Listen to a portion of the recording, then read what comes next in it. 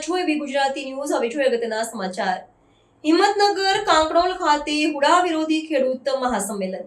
હિંમતનગર તાલુકાના કાંકરોલ ખાતે આજે હુડા વિરુદ્ધ વિશાળ ખેડૂત મહાસંમેલન યોજાયું છે.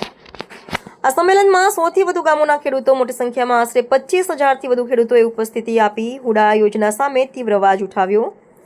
ખેડૂતોનું કહેવું છે કે હુડા યોજના હેઠળ તેમની જમીનમાંથી 40% જમીન કપાતમાં જાય છે, જે તેમના જીવન નિર્વાહ પર સીધી અસર કરે છે. અહીંના ખેડૂતો માત્ર ખેતી અને પશુપાલન પર નભે છે અને જો હુડા અમલમાં આવે તો ખેડૂતો પાયમાલ થઈ જશે તેવી ચિંતા વ્યક્ત કરી છે. અગાઉ પણ ખેડૂતો દ્વારા હુડા સૂર દહન અને હુડા બેસનું ખેડૂત સંમેલન જેવા કાર્યક્રમો યોજી સરકાર સામે પોતાનો વિરોધ વ્યક્ત કરવામાં આવ્યો હતો. હવે 11 ગામોની સંકલન સમિતિ રચાઈ છે, જે હુડા વિરુદ્ધ લડતને વધુ મજબૂત બનાવશે. ખેડૂતોની એક જ માંગ, હુડા રદ કરો, જમીન બચાવો. Bureau chief Abid Alipura, Sabarkantha.